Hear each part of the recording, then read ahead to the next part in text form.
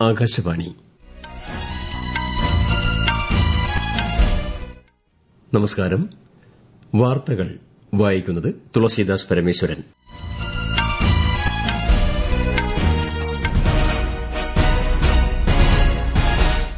പ്രധാന വാർത്തകൾ. അടൽ പെൻഷൻ യോജന 2030-31 വരെ തുടരുന്നതിന് കേന്ദ്രമന്ത്രിസഭാ യോഗത്തിന്റെ അനുമതി. Small industries development bank of ഇന്ത്യയ്ക്ക് 5000 കോടി രൂപയുടെ ഓഹരി പിന്തുണ നൽകാനും തീരുമാനം. ആഗോള നിർമ്മിത ബുദ്ധി സേവനങ്ങൾക്കായി ഇന്ത്യ ശക്തമായ അടിത്തറ ഒരുക്കുന്നതായി കേന്ദ്രമന്ത്രി Ashwini Vaishnav.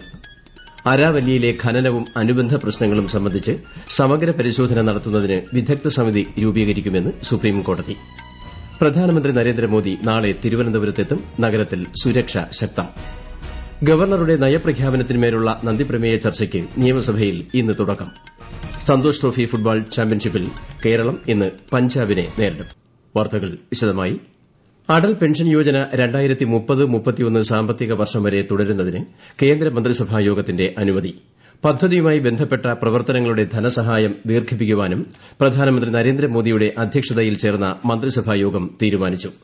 Small industries development bank of ഇന്ത്യയ്ക്ക് 5000 കോടി രൂപയുടെ ഓഹരി പിന്തുണ നൽകുന്നതിനും മന്ത്രിസഭായോഗം അനുമതി നൽകി. 25,74,000-ലധികം പുതിയ എംഎസ്എംഇ ഗുണഭോക്താക്കൾക്ക് ഇതിന്റെ പ്രയോജനം ലഭിക്കും. ആഗോള നിർമ്മിത ബുദ്ധി സേവനങ്ങൾക്കായി ഇന്ത്യ ശക്തമായ അടിത്തറ ഒരുക്കുകയാണെന്ന് കേന്ദ്രമന്ത്രി അശ്വിനി വൈഷ്ണവ്. എഐ ഘടനയുടെ വിവിധ തലങ്ങളിൽ രാജ്യം സജീവമായി പ്രവർത്തിച്ചു വരികയാണെന്നും ദാവോസിൽ നടക്കുന്ന ലോക സാമ്പത്തിക ഫോറത്തിൽ അദ്ദേഹം പറഞ്ഞു. There are 5 layers in the AI architecture: the application layer, the model layer, the chip layer, the infra layer and the energy layer. We are working on all the 5 layers. On the application layer, we will probably be the biggest supplier of services to the world, understand the working of that enterprise and provide that service using AI applications. നിർമ്മിത ബുദ്ധി അടിസ്ഥാന സൌകര്യ മേഖലയിൽ $70 billion നിക്ഷേപം ഇതിനോടകം ലഭ്യമായിട്ടുണ്ടെന്നും ശ്രീ വൈഷ്ണവ് വ്യക്തമാക്കി. അരാവല്ലിയിലെ ഖനനവും അനുബന്ധ പ്രശ്നങ്ങളും സംബന്ധിച്ച് സമഗ്ര പരിശോധന നടത്തുന്നതിന് വിദഗ്ധ സമിതി രൂപീകരിക്കുമെന്ന് സുപ്രീംകോടതി. അനധികൃത ഖനനം നികത്താനാകാത്ത നാശനഷ്ടങ്ങൾക്ക് കാരണമാകുമെന്ന് കോടതി നിരീക്ഷിച്ചു. ഇതിനായി വിഷയത്തിൽ പാണ്ഡിത്യമുള്ള പരിസ്ഥിതി പ്രവർത്തകരുടെയും ശാസ്ത്രജ്ഞരുടെയും പേരുകൾ 4 ആഴ്ചയ്ക്കുള്ളിൽ നിർദ്ദേശിക്കാൻ ചീഫ് ജസ്റ്റിസ് സൂര്യകാന്ത് ഉൾപ്പെട്ട bench additional solicitor general amicus curiae എന്നിവരോട് നിർദ്ദേശിച്ചു. വൈദ്യുതി മേഖലയിലെ പരിവർത്തനം ലക്ഷ്യമിടുന്ന പുതിയ ദേശീയ വൈദ്യുതി നയത്തിന്റെ കരട് പുറത്തിറക്കി കേന്ദ്ര ഊർജ്ജ മന്ത്രാലയം. കുറഞ്ഞ ചിലവിൽ ഉപഭോക്താക്കൾക്ക് വൈദ്യുതി ലഭ്യമാക്കുന്നതിന് പുറമെ പരിസ്ഥിതി സൌഹൃദപരമായ ഊർജ്ജം ഉറപ്പുവരുത്തുകയാണ് പുതിയ നയത്തിലൂടെ ലക്ഷ്യമിടുന്നത്. 77ാമത് റിപ്പബ്ലിക് ദിനാഘോഷങ്ങൾക്കൊരുങ്ങി രാജ്യം. ജനുവരി 26-ന് ന്യൂഡൽഹിയിലെ കർത്തവ്യ പഥിൽ നടക്കുന്ന റിപ്പബ്ലിക് ദിന പരേഡിൽ രാഷ്ട്രപതി ദ്രൌപദി മുർമു അഭിവാദ്യം സ്വീകരിക്കും. പരേഡിന് സാക്ഷ്യം വഹിക്കാൻ 10,000-ഓളം പ്രത്യേക അതിഥികളെയാണ് ഇക്കുറി ക്ഷണിച്ചിരിക്കുന്നത്. യൂറോപ്യൻ കൌൺസിൽ പ്രസിഡന്റ് അന്റോണിയോ കോസ്റ്റയും European commission president Ursula von ഡെയറും റിപ്പബ്ലിക് ദിനാഘോഷങ്ങളിൽ മുഖ്യ അതിഥികളാകും. ദേശീയ ഗീതമായ വന്ദേമാതരത്തിന്റെ 150ാം വാർഷികമാണ് ഈ വർഷത്തെ ദിനാഘോഷ പ്രമേയം.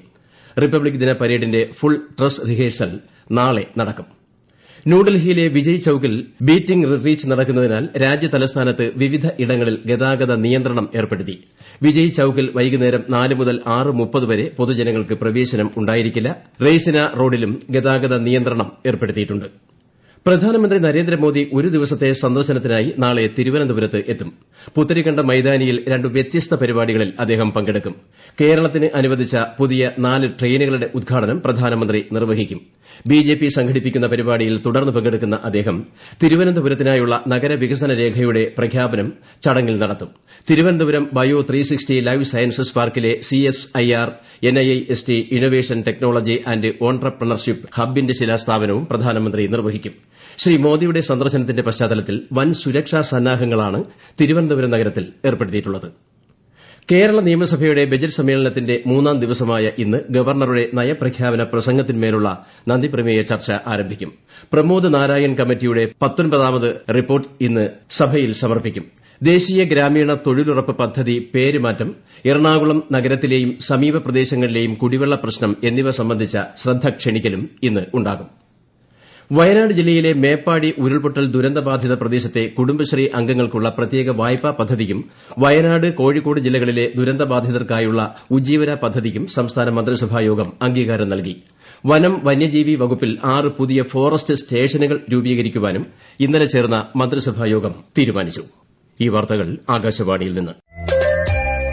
ആകാശവാണി വാർത്തകളും വാർത്താ അധിഷ്ഠിത പരിപാടികളും all India radio news Thiruvananthapuram YouTube ചാനലിലും @all India radio news Thiruvananthapuram Facebook പേജിലും AIR ന്യൂസ് _ ഇൻസ്റ്റഗ്രാം അക്കൌണ്ടിലും @AIR ന്യൂസ് _ എക്സ് ഹാൻഡിലും ലഭ്യമാണ്.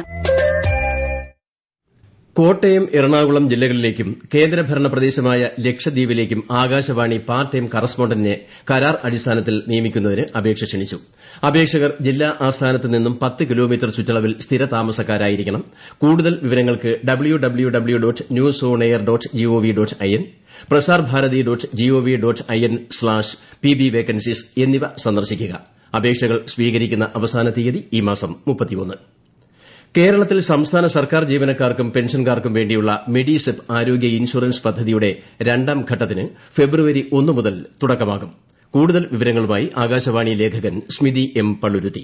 മെഡിസെപ്പിന്റെ 2ാം ഘട്ടം നടപ്പിലാക്കുമ്പോൾ പ്രതിവർഷം 5 ലക്ഷം രൂപ വരെയുള്ള സൌജന്യ ചികിത്സയാകും ഗുണഭോക്താക്കൾക്ക് ലഭിക്കുക. പ്രതിമാസ പ്രീമിയം 687 രൂപയായിരിക്കും.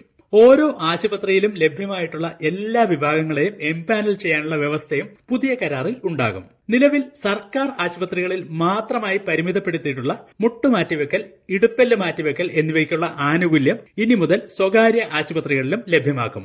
വനിതാ പ്രീമിയർ ലീഗ് ക്രിക്കറ്റിൽ ഇന്ന് ഗുജറാത്ത് ജയന്റ്സ് UP വാരിയേഴ്സിനെ നേരിടും. രാത്രി 7:30 വഡോദര അന്താരാഷ്ട്ര ക്രിക്കറ്റ് സ്റ്റേഡിയത്തിലാണ് മത്സരം. പോയിന്റ് പട്ടികയിൽ UP 3ാമതും ഗുജറാത്ത് 5ാമതുമാണ്. 79ാമത് സന്തോഷ് ട്രോഫി ദേശീയ ഫുട്ബോൾ ചാമ്പ്യൻഷിപ്പിൽ ഇന്ന് കേരളം പഞ്ചാബിനെ നേരിടും. രാവിലെ 9-നാണ് മത്സരം. ആകാശവാണി പ്രതിനിധി സുരേഷ് ബാബു തയ്യാറാക്കിയ റിപ്പോർട്ടിലേക്ക്. ഒരു മാസത്തിലേറെയായി നടത്തിയ മികച്ച പരിശീലനത്തിന്റെ ഫലം തീർച്ചയായും ഉണ്ടാകുമെന്ന ഉറച്ച വിശ്വാസത്തിലാണ് സഞ്ജുവും കൂട്ടരും ഇന്ന് ആസാമിലെ സിലാപത്തർ മൈതാനിയിൽ പഞ്ചാബിനെതിരെ പൊരുതാനിറങ്ങുന്നത്. 21-അംഗ ടീമിൽ 21 പേരും സൂപ്പർ ലീഗ് കേരളയിൽ മികച്ച പ്രകടനം കാഴ്ചവെച്ചവരാണ്. യോഗ്യതാ റൌണ്ടിൽ ഗോളുകളൊന്നും വഴങ്ങാതെ മിന്നും ഫോമിലെത്തുന്ന പഞ്ചാബ് മികച്ച പ്രതിരോധക്കാരുടെ സ്ക്വാഡാണ്. കഴിഞ്ഞ തവണ നഷ്ടപ്പെട്ട കപ്പ് ഇത്തവണ നേടണമെന്ന കേരളത്തിന്റെ മോഹം സഫലമാകാൻ കടമ്പകൾ പലതും താണ്ടേണ്ടതുണ്ട്. ഇന്ത്യ ന്യൂസിലാന്റ് പുരുഷ 2020 ക്രിക്കറ്റ് പരമ്പരയിലെ ആദ്യ മത്സരത്തിൽ ഇന്ത്യയ്ക്ക് ജയം. ഇന്നലെ രാത്രി നാഗ്പൂരിലെ വിദർഭ ക്രിക്കറ്റ് അസോസിയേഷൻ സ്റ്റേഡിയത്തിൽ നടന്ന കളിയിൽ ന്യൂസിലാന്റിനെ 48 റൺസിനാണ് ഇന്ത്യ പരാജയപ്പെടുത്തിയത്. ഇന്ത്യ മുന്നോട്ടുവച്ച 239 റൺസ് വിജയലക്ഷ്യം പിന്തുടർന്ന ന്യൂസിലാന്റിന് നിശ്ചിത 20 ഓവറിൽ 7 വിക്കറ്റിന് 190 റൺസ് മാത്രമേ നേടാനായുള്ളൂ. പ്രധാനമന്ത്രി നരേന്ദ്രമോദി ആകാശവാണിയിലൂടെ ജനങ്ങളുമായി ആശയങ്ങൾ പങ്കുവയ്ക്കുന്ന പ്രതിമാസ റേഡിയോ പ്രഭാഷണ പരിപാടി മൻ കി ബാത് ഈ മാസം 25-ന്. മൻ കി ബാത്തിലേക്കുള്ള ആശയങ്ങളും അഭിപ്രായങ്ങളും MyGov, നമോ ആപ്പ് എന്നിവയിലൂടെയോ 1800117800 എന്ന ടോൾ ഫ്രീ നമ്പറിലൂടെയോ നാളെ വരെ അറിയിക്കാം. രാജ്യത്ത് സമയബന്ധിതമായ പദ്ധതി നിർവ്വഹണം ഉറപ്പാക്കുന്നതിന് 2015-ൽ പ്രധാനമന്ത്രി നരേന്ദ്രമോദി തുടക്കം കുറിച്ച പ്രഗതി സംരംഭം 50ാമത് അവലോകന യോഗമെന്ന സുപ്രധാന നാഴികക്കല്ല് പിന്നിട്ടു. ഈ സംരംഭത്തിന്റെ ഫലപ്രാപ്തിയുടെ മികച്ച ഉദാഹരണങ്ങളിൽ ഒന്നാണ് തെലങ്കാനയിലെ ഹൈദരാബാദ് മെട്രോ റെയിൽ പദ്ധതി. ഹൈദരാബാദിന് വിശ്വസനീയവും കാര്യക്ഷമവും സുസ്ഥിരവുമായ നഗരയാത്രാ സംവിധാനം ഒരുക്കുന്നതിന് 2015-ൽ പ്രധാനമന്ത്രിയുടെ അധ്യക്ഷതയിൽ ചേർന്ന പ്രഗതി അവലോകന യോഗത്തിലൂടെ കഴിഞ്ഞു. ഇതിലൂടെ പദ്ധതിക്ക് വ്യക്തതയും വേഗതയും കൈവരിക്കാൻ സഹായിച്ചു. ഇന്ന് തെലങ്കാനയുടെ സാമ്പത്തിക വളർച്ചയെ ശക്തിപ്പെടുത്തുന്നതിൽ ഹൈദരാബാദ് മെട്രോ റെയിൽ പദ്ധതി നിർണായക പങ്ക് വഹിക്കുന്നുണ്ട്. ബലപ്രയോഗത്തിലൂടെ ഗ്രീൻലാൻഡിന്റെ നിയന്ത്രണം ഏറ്റെടുക്കില്ലെന്ന് അമേരിക്കൻ പ്രസിഡന്റ് ഡൊണാൾഡ് ട്രംപ്. അതേസമയം ആർട്ടിക് ദ്വീപിന്റെ ഉടമസ്ഥാവകാശം തങ്ങൾക്ക് നൽകണമെന്ന ആവശ്യം ട്രംപ് ആവർത്തിച്ചു. പ്രധാന വാർത്തകൾ വീണ്ടും. അടൽ പെൻഷൻ യോജന 2030-31 വരെ തുടരുന്നതിന് കേന്ദ്ര മന്ത്രിസഭായോഗത്തിന്റെ അനുമതി. Small industries development bank of ഇന്ത്യയ്ക്ക് 5000 കോടി രൂപയുടെ ഓഹരി പിന്തുണ നൽകാനും തീരുമാനം. ആഗോള നിർമ്മിത ബുദ്ധി സേവനങ്ങൾക്കായി ഇന്ത്യ ശക്തമായ അടിത്തറ ഒരുക്കുന്നതായി കേന്ദ്രമന്ത്രി അശ്വിനി വൈഷ്ണവ്.